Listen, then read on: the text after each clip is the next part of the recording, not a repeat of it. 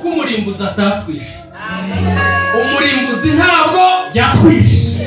Ibyaduhize byari byinshi ariko umurimbuzi ntiyatwishe. Nkamubwira ngo yasubiramo sinabyumvise neza agasubiramo. N'uyu munsi uwo mukecuru ni inshuti yanjye. Iyo nabakumbuye ndabahamagara kuri telefone tukavuga. Uwo mukobwa nawe ntabwo yari azi kuririmba ariko uwo munsi yanyigishije ikorasi ivuga ngo nimumvugire ngo Imana akayibyina. Navuga nti nta kibazo tukomereza aho ngaho, abadayimoni ntibashoboye. Iki ni igihe cyo gutangariza isi ku mugaragaro ufite ijambo rya nyuma n'ubutware ari Yesu, ko ukinga ntiyagire ukingu ari Yesu. Ibyo abantu bakora byose Yesu abiri hejuru. Iyo afashe ijambo biraceceka. Uyu munsi agira ibyo acecekesha, uyu munsi agira ibyo ahindura, uyu munsi agira ibyo atesha agaciro ku buzima bwawe, uyu munsi agira ibyo asiba ku buzima bwawe.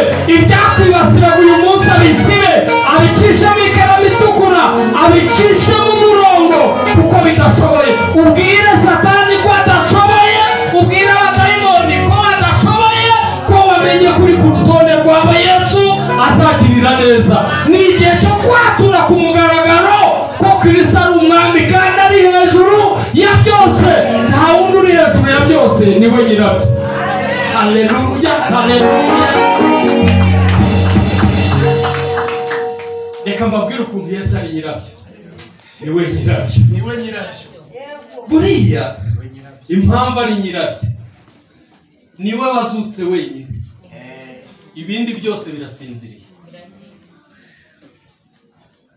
Ndabizi tujya dusenga twaranabibwira ariko mwitonde cyane. Kristo yaravuze muri Yohana aravuga ngo ninjye kuzuka. Nta wundi wazutse rero, niwe nyirabyo. Ibindi byose birasinziriye. Yageze kwa Lazaro, bashiki be baramubwira bati ibintu byakomeye, ati yarapfuye. Iyo haba ntaba yarapfuye. Ariko Yesu yetse umutima ati n'ubu ntimurizera.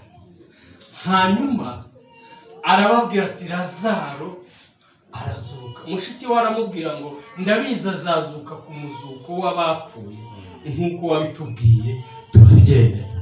Arababwira ati nimunyereka aho bamushyize mu gituro. Baramubwira bati aranuka wikwirirwa ugenda. Ariko Yesu arahatagerayo. Ahageze arabwira ngo Lazaro zuka. Lazaro ava mu gituro, avamo bamubona ari muzima. Itangaza byacu buriya byabaye byose. Uziko abayuda bakurikiranye Lazaro nawe bashaka kumwica kugira ngo bacecekeshe imirimo ya Yesu. Burya baramuhigaga mu biterane kugira ngo nawe bamwice imirimo ya Yesu iceceke. Ariko nta ucecekesha imirimo ya Yesu. Nta numwe. Kristo niwe nyirabyo. Hanyuma ari mu giterane ahantu Kaperinawumu. Kuri iyi Kaperinawumu mu Kinyarwanda muri Bibiliya zacu bavuga Kaperinawumu, ariko ubundi mu Ruheburayo ni Gafari Nawumu. Bisobanura ngo ni ku musozi w'abahoshejwe. Ku musozi w'abahoshejwe aho niho Yesu yajyaga kuvugira ubutumwa, niho bamutumiraga agakoresha igiterane. Umunsi umwe uza gusoma muri Mariko igice ngira ngo cya 5, hari umukuru w'isinagogi witwaga Yayiro, agakobwa ke k'imyaka 12 karapfa. Kamaze gupfa bajya gushaka Yesu. Bagiye gushaka Yesu niho wa mugore wari umaze imyaka 12 ari mugongo, isoko y'amaraso yaranze gukama. Agerayo umugore ntabwo yigeze avuga ngo abashaka gukizwa nimuze tubasengere. Oya, ahubwo yaracunze apfumura mu bigishwa be, aragenda akora ku ikanzu ya Yesu. Akoze ku ikanzu ya Yesu, Yesu aravuga ati ni numuzeho. Abashinzwe protokole batureka batani abantu babyigana hano, abantu babaye benshi ntawo gukozeho. Ariko umugore yamukozeho akora kuri Yesu. Amukozeho umugore yanze kwihishira kuko isoko y'amaraso yahisikama. Aragenda yegera Yesu aramubwira ati ngiye ugukozeho. Aramubwira ati mwana wanjye kwizera kwawe kuragukishije. hanyuma akiri aho ngaho babona Yayiro nawe ateyemo araje yirukanka ati nyakubahwa we agakobwa kanjye byarangiye. Hanyuma abandi bari bazi ko agakobwa kapfuye batangira kumusakuriza bamubwira ati uraruhiriza icyo umwigisha ubundi ko byarangiye. Iyo ibyacu byarembye, iyo ibyacu tubona ntagaruriro, iyo ibyacu tubona arimo abantu batubwira ati byararangiye mwebwe igihe cyanyu cyararangiye, iyo batubwira ati mwebwe tubona ko ari uko nguko, ariko ku bya Yesu ntabwo bijya birenga impunzi. N'uyu munsi amasezerano dufite atwemeza ko nta byareze inkombe imbere ya Yesu. Hanyuma Yayiro arakomeza. Burya ibibongorera, ibibereka ko byarangiye, ibibabwira ko nta garuriro, ibibabwira ko ariko mwavutse, ibibasuza amateka y'iwanyu akabereka ko ntabyo ari uko nguko nyine, ntimukabyemere. Mujye mubabwira ko muri ku rutonde rwa Yesu azagirira neza. Yayiro akomeje hanyuma agera kuri Yesu amubwira ikibazo. Aramubwira ati sawa tugende iwawe mu rugo tureba ako gakobwa. Yarahageze asanga ikiriyo cyatangiye, barimo bararira, abagore bazi kurira buriya cyane, bararira bamusanganiza amarira. Hanyuma hageze amaze kuhagera arabitegereza, bamujyana mu cyumba agakobwa karyamye. Yakabwiye ijambo rimwe aravuga ngo tarisa 10. Aravuga ngo gakobwa byuka. Agakobwa karabyuka kamureba mu maso. Kamaze kumureba mu maso, Yayiro arahunga ati fata umwana wawe. Yayiro aragenda ahobera umwana we kandi agahobera nyina gasubira mu muryango. Yesu niwe wazutse wenyine, ibindi byose birasinziriye. Agira ibyo akangura muri iri teraniro, agira ibyo akangura iwawe mu muryango, agira ibyo akangura mu bana bawe, agira ibyo akangura mu bikubabaje, agira ibyo akangura mu byo twasengeye. Umwami agira ibyo akangura mu izina rye. Ibindi byose birasinziriye, umwami abikangura. Mugira gutyo umwami abikangura. Umwami agira ibyo akangura iwawe, umwami agira ibyo akangura mu muryango wawe, umwami agira ibyo akangura mu bana bawe, umwami agira ibyo akangura no mu kazi kawe. Aho ugenda hose ubona upfundikanye, umwami abikangure mu izina rya Yesu. Impamvu yo kubikangura ni we nyirabyo. Mwene Timayo abarakiza akomezanya n'abandi. Abandi baramwitegereza ageze imbere, bari bamuzi, babona isura yaragarutse, babona umwana wo kwafana yongeye abana. Bati byagenze gusa simbizi, icyo nzi nuko nari impumyi none nkaba nakize. Uwo Yesu yababariye ntabwo abakiri impumyi. Arabwira ati jewe icyo nzi neza nuko nari impumyi none nkaba ndeba, ibindi ntimubimbaze.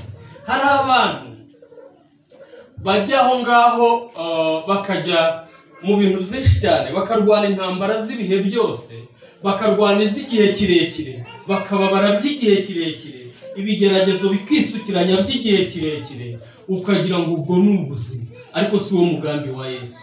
Umugambi wa Yesu ni uwo kutugirira neza. Umugambi wa Yesu ni uko tuba amahoro, yaducunguye kugira ngo tube ubwoko bwe bwite bugira ishyaka ry'imirimo myiza. Iyo usomye Bibiliya ubona abantu bagiye bahura n'ibigeragezo uhereye mu itangiriro. Aburahamu na Sara, Imana yababwiye umwana bashyingiranwa, bagenda iby'Imana yababwiye bamara imyaka 25 batarabibona. Kuba Imana itarasohoza ibyo yavuganye nawe ntabwo yabyibagiwe. Kuba Imana itarasohoza icyo yakuvuzeho ntiyabyibagiwe.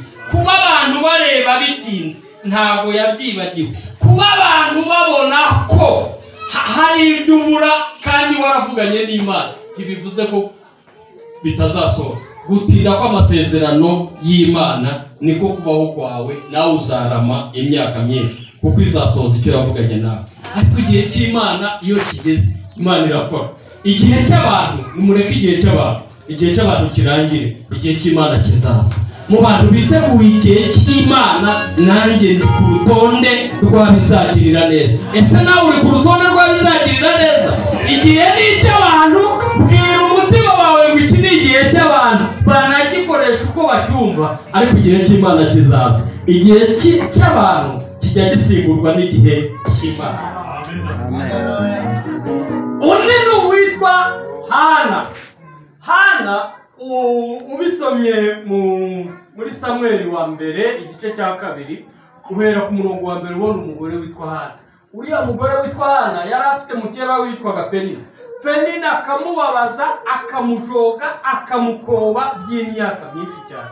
Buriya yamumaranye imyaka 19, amutuka, amuherekeza no ku rusengero akaza kuhamutukira, akamuherekeza mu isoko akajya kuhamutukira, aho abantu bateranye akajya kuhamutukira. Hanageraho afata icyemezo, avana ibibazo mu bantu abijyana ku Mana. Ujye muvana ibibazo mu bantu mwerekeze ku Mana. Amaze kubivana imyaka 19 yose yarishije, agezeyo n'umutambyi utari ufite amaso aramureba, ariko wa mugore uzagira gusinda nyaya. Aramubwira ati umuja wawe ntabwo nasinze, namaganya ndimo gusuka imbere y'Imana. Umutambyi yiyungamo imbaraga aramubwira ati genda, ibyo Uwiteka umusaba akumvire. Arazamuka abyara umwana. Abyaye umwana agarukana amashimwe aravuga ati burya ninjye wa mugore cyagiye wambwiraga ko nasinze, dore nibi ngibi. Uyu mwana azakorera Uwiteka muri iyi nzu. Abyara Samweli. Buriya kuba Samweli yaravutse Penina agihari, ntabwo kwari ukugira ngo Hana asubire kwa Penina amubwira ati di wabonye nanjye. Oya, ahubwo yasubiye imbere y'Imana aravuga ati Uwiteka tore. Buriya nimwishima, ntimukajye mwishima hejuru y'abanzi banyu, mujye mushima Uwiteka wabikoze, kuko turi ku rutonde rw'abizagirira neza. Kandi ntabwo turi ku rutonde rw'abizagirira neza ngo tuzemeze abantu cyangwa ngo twiture abatugiriye nabi.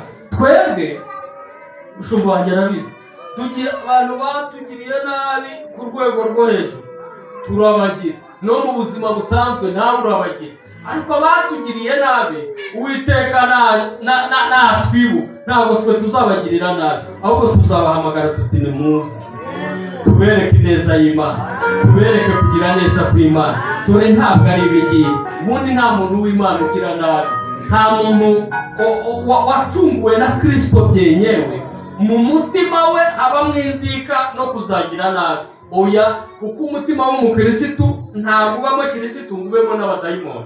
Oya, abo ngabo aragenda aramubwira ati ninjye wa mugore nazanye umwana kandi azabe mu nzu y'Imana. Arangije ashima Imana. Undi muntu ni umugabo wagize ibigeragezo, agira bamukoreraho ubugome kandi nta ruhare yabigizeho. Umuhungu witwa Mefibosheti, nawe muzabisoma muri Samweli, muzabisoma muri Samweli wa 2 igice cya 9. Mefibosheti Dawidi yamaze kwima yicaye, avuga ati ariko nta muntu wasigaye wo mu nzu ya kwa Sawuli ngo mugirire neza kubw'ineza nagiriwe na Yonatani. Hari umugaragu rero wari warasigaranye, umugaragu mukuru wari warasigaranye imitungo yose yo kwa Sawuli witwaga Siba. Imana izabarinde ba Siba kari akagabo k'akagome kari karabyaje umusaruro umutungo wo kwa Sawuli. Arabati nta wasigaye, ati hari akantu cyakora gatambitse ibirenge kamugaye ibirenge kari iyo ngiyo Irodebari kwa Makiri. Buriya Irodebari nubisoma muri Bibiliya uzasanga habanza inyuguti ya ro, ajyemo akarongo, noneho Debari ize nyuma. Buriya mu rurimi rw'Uruheburayo biravuga ngo nta jambo. Mefibosheti nta jambo yari afite, yari Irodebari. Ariko amahirwe yagize, donc nta kivugira, nta mata yari ahari, ibyo wabonaga iwari bwami nta byari bihari.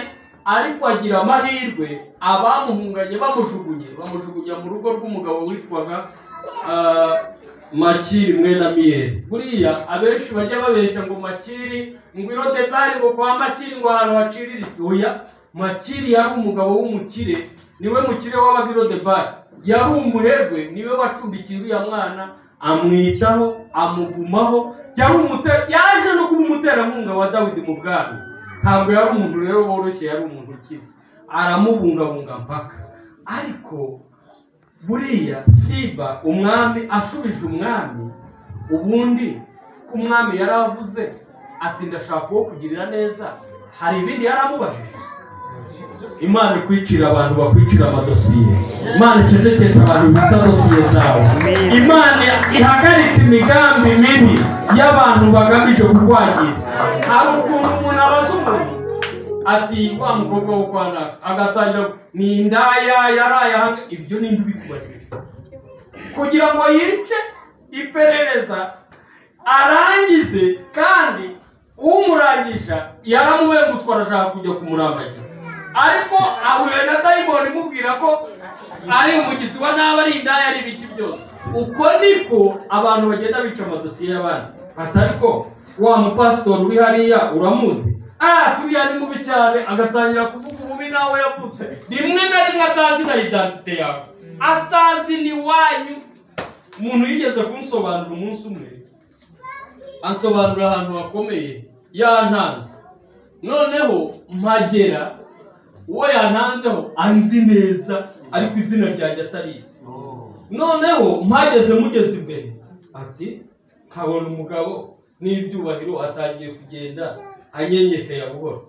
Ese ni ibiki? Ati shati ni wowe nimigenda ni wowe. Abigize gatatu telefone arabisobanurira arangiza ati gusa abantu ni bake. Burya reka mbabwire Imana itwicire basiba. Imana yice basiba mu bushobozi bwayo ifite. Ntibeguke basiba ni imigambi mibi y'abadayimoni. Imana itwicira abadayimoni. Ntabwo Imana igiye kutwicira abantu, itwicira imyuka mibi iri muri basiba, itwicira imigambi ya basiba ntiyica abantu. Sibyo? Kuko nasomye kote umusaza umwe witwaga Nyerere yaravuze ngo binadamu wote ni sawa. Yaravuze ngo abantu bose ni beza. Ariko twebwe tuzi ko umuntu wagiwemo na Satani aba mubi. Siko tubisiranyeho. Imana rero yica imigambi mibi ya basiba. Igenda yicecekesha. No aho mbanda havuye kese narindiho abayivanye harambira ati ntabwo ari byo ndabimenye ati amashyari y'abantu arambira ati wirinda ndavuga ngiye ntabwo mbishobora kandi ukuri kwanjye ntabwo nzi kurebuzwa ngo narebye uyu niba umpaye aho nerekeje ubwo naho ibindi biri inyuma iyo ngiyo simbizi sinakeneye no kubimenya aho ndubwo naho aho nkorera ubwo naho sinkeneye kumenya ibindi by'abandi birabareba. Imana rero icecekesha imigambi yo kwasiba. Nagira ngo babwire ngo muhumure turi ku rutonde rwa bizagirira. Kandi Yesu azatugirira neza nuko ari we nyirabyo. Mujye mwizera ko umwami ari we nyirabyo. Ese ni nyirabyo kubera iki? Niwe wazutse wenyine ibindi byose birasinziriye. Kandi amaze kuzuka yadekaraye yavuze ibintu bikomeye cyane. Yaravuze ngo mbahaye amahoro yanjye ayabasigiye. Agenda rero yaduhaye amahoro. Kuba yaraduhaye amahoro yo mu mutima ibyo biratunyuze. Kandi ntabwo yavuze yuko tutazahura n'ibigeragezo n'ingorane n'inzitane z'ibibazo byo mu isi. Oya, ahubwo ibyo byose mbibutse ko gukizwa atari uguhunga imibabaro. Oya, n'intambara zo mu isi. Oya, ahubwo ni ukubicamo dufite ubudahangarwa twasigiwe n'umwami wacu. Yaduhaye amahoro turi mu bibazo, yaduhaye amahoro inzara ihari, yaduhaye amahoro bavuze ngo tuzapfa, aduha amahoro turaryama turasinzira, yaduhaye amahoro bavuze ngo covid ntizashira, ariko yaduhaye amahoro ibyiringiro byacu tukavuga ngo no mu byago tuzaririmba. Ubusa ntibaye amateka kubera iki? Kubera amahoro umwami yaduhaye. Turamushimiye rero ko ari we nyirabyo. Nagira ngo mbibutse impamvu Yesu yageze kuri Barutimayo akamukoraho, yamara kumukoraho ubuhumyi bugahita burangirira aho ngaho, n'abandi bose bagahita bavuga bati bigeze gute? Nta kindi yakoresheje ni ubutware yahawe. Kristo niwe wahawe ubutware bwonyine, yahawe ubutware mu ijuru no mu isi. Hari ibintu biranga ubutware bwa Yesu, ngiye kubabwiramo ibintu bigeze mu 8 biranga ubutware bwa Yesu. Nindangiza ndababwira uyu nyirabyo icyo atumariye mu buzima bwacu bwa buri munsi kugira ngo tujye duhora tumwibuka, tutazatembanwa, tutazajya tubaho mu maganya y'isi. Oya, ijambo rya kabiri, umwami wacu niwe wenyine ubabarira ibyaha. Isoko ryo kubabarira ibyaha ni Kristo urifite wenyine.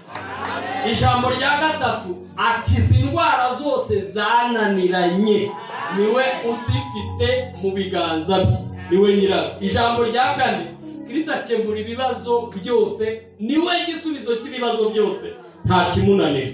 Ijambo rya gatanu, niwe ufite ijambo rya nyuma ku kintu icyo ari cyo cyose. Ijambo rya gatandatu, Kristo amenya ibihishwe byose.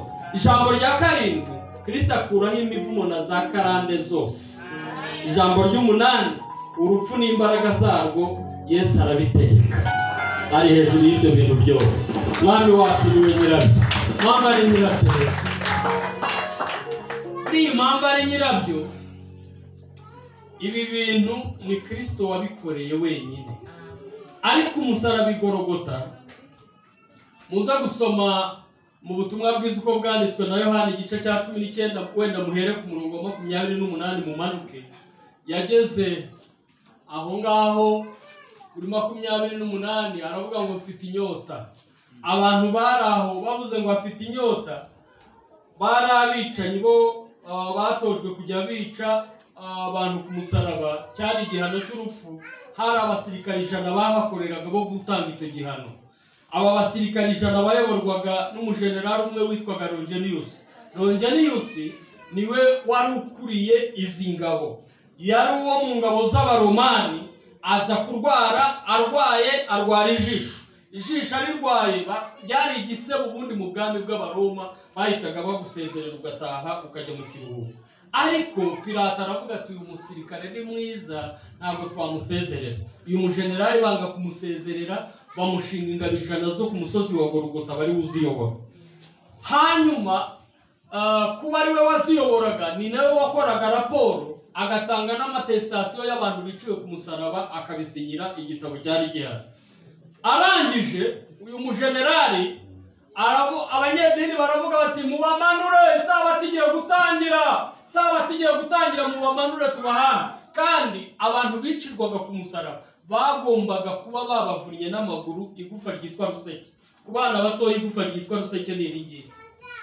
Ubwo batangiraga kubavuna, igisambo cya mbere barakivuna, cya kabiri barakivuna, ariko bageze kuri Kristo basanga yavuze ijambo rya nyuma, kuko byari byarahanuwe muri Zaburi ya 34:20 ngo arinda amagufa yose nta na rimwe rivunika. Byajyanaga ku mwami wacu, kuko nta cyaha yari afite, nta gufa na rimwe ryavunitse. Baravuga bati yarangije. Ariko Longinus aravuga ati ntabwo nabyizera, ntabwo nabisinyira, sinateraho kashe, reka mbanze mbireba. Ati mumuhereze iryo cumu. Bararimuhereza, ari mucumita mu rubavu. Burya tubiririmba tubyoroshya, tubisoma tubyoroshya, ntabwo ari mu rubavu, yararicumise rihinguranye umutima mo kabiri. Niyo mpamvu aya maraso yavuye ku mutima w'Imana, aragenda tugereza mu ijisho rya generali arareba, amaze kureba tuyura umwana w'Imana koko. Mu makuru nakurikiye, generali yabaye umukirisitu, yapfuye mu karengane k'abakirisitu ka mbere, niwe uyu mujenerali yapfuye. Aya maraso rero yavuye ku mutima w'Imana, niyatuma dukomera, niyatuma tubaho, niyatuma umwami wacu atatwibagirwa. Izi nkovu zo mu biganza, izi nkovu zo ku mutima, hari icyo zimaze ku buzima bwacu. Hari ibintu bigera kuri 6 izi nkovu zimaze ku buzima bwacu. Amaraso y'umwami yamenetse, izi nkovu afite. Ijambo rya mbere icyo zitumarira mu buzima bwacu, zituma Satani atadukoraho icyo yishakiye. Irya kabiri, ziduha ihumure. Ibihe byose duhora n'ihumure twahawe n'umwami wacu. Iyo wibuka izi nkovu za Yesu, Satani nta gukoraho icyo yishakiye. Icya kabiri, ziguha ihumure ibihe byose. Icya gatatu, ziduha umutekano w'ibihe byose, no mu byago tuzaririmba turi amahoro. Irya kane, zitwibutsa ko dufite umwami ushobora byose. Iyo duhuye na bya bindi byose duhura nabyo mu buzima busanzwe, inzara yabaye, kwambara ubusa kwabaye, ukibuka ko umwami ushobora byose abizana kandi abifite byose. Ijambo rya gatanu zigaragaza ubutwari bwa Yesu. Nta wundi niwe Yesu wabikoze, yaduhuje n'Imana, niwe wabikoze. Ijambo rya gatandatu zituma Kristo atatwibagirwa, ni souvenir dufitanye n'umwami wacu. Umwami wacu ntatwibagirwa, aratuzi, azi aho utuye, azi kuba hano mu Gisasa, azi ko Bishop ari hano, azi ko nawe uri hano, kugeza kuri wa mwana wo hasi wateranye. Umwami azi ko muri hano, umwami aratuzi, azi naho dutuye. Kristo niwe nyirabyo. Ndi ku rutonde rw'abazagirira neza, nawe uri ku rutonde rw'abazagirira neza. Muhaguruke dusenge, dusubize mikrofoni, iminota yacu yarangiye. Umwami wacu niwe wazutse wenyine, afite ubutware kuri buri kintu cyose. Barutimayo wari uryamye yari yasabiriza, nta byiringiro byo kuzabaho yari afite, yari yarabaye igicibwa mu muryango.